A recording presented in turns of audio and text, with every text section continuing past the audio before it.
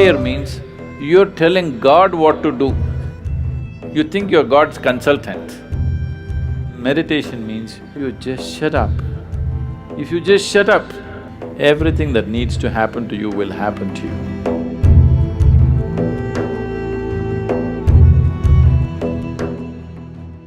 So touching that dimension which is beyond the physical means you want to touch that dimension which is the basis of the physical.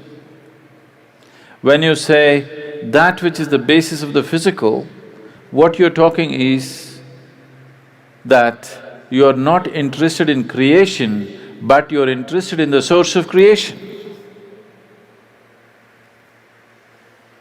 There, if you go and stand in front of the Creator, at least there you must keep your ideas down, isn't it?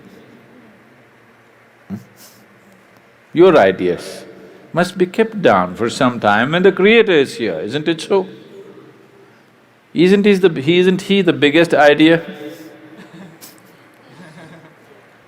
It's like, there was a man in Pennsylvania, where are you from? Ah. It rains, it doesn't flood there. That's why we put Seattle on the coast. Otherwise, it would flood, that place.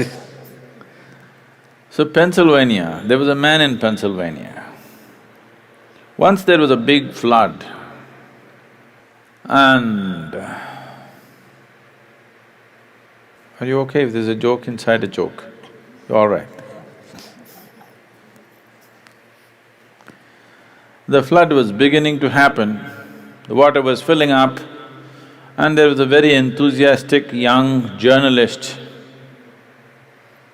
who was reporting stage by stage, hour by hour as to how the flood is progressing, Because that is journalism. Somebody is drowning, report to the world, this man is drowning, look at him drowning, take it on the video and show it to everybody how a man drowns. You don't throw the goddamn camera and get the man, no. You show the whole world how a man can drown in a flood. So, these are not the days of video cameras, only, Morse code is how the report is being filed. So he filed a report very eloquently, he said, as God sits and watches, the water is filling up in this part of Pennsylvania and houses are going down and this and that, and described it in very eloquent terms. Then he immediately got a response from his editor, leave the flood, interview God. God is sitting and watching, he thought he's somewhere here and forget about the flood, interview God.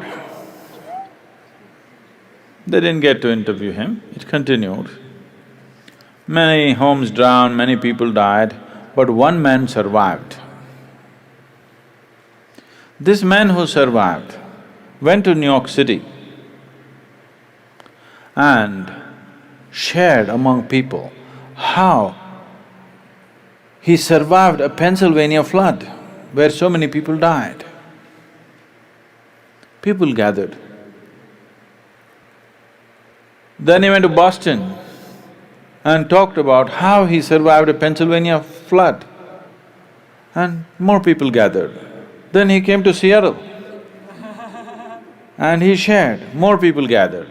Then he started his roadshow, city to city, talking and talking about how he survived a Pennsylvania flood.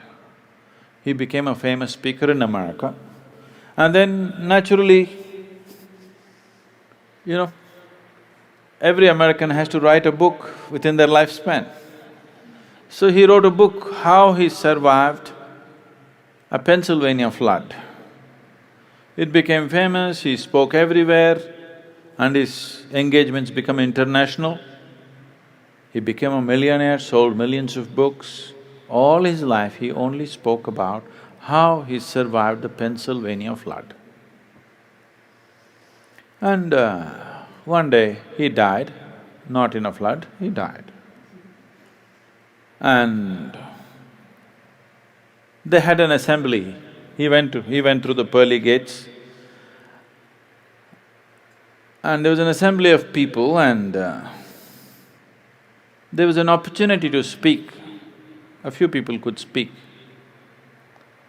So he told his neighbors, I will share my experience about how I survived Pennsylvania flood. Somebody nudged him and said, there is no one in the audience.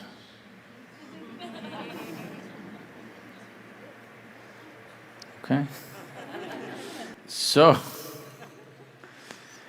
now you don't go stand in front of that which is the basis of creation and throw your ideas at him. You are his idea. Yes? You are just a figment of his idea. If he withdraws his idea, you're gone. So you don't put your ideas.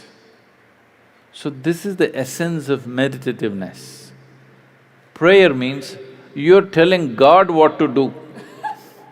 You think you're God's consultant.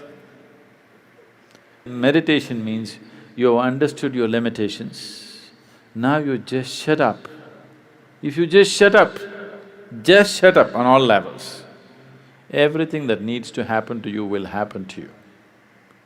All the training is just to help them to shut up. That you don't throw your silly ideas at the Creator, you just shut up.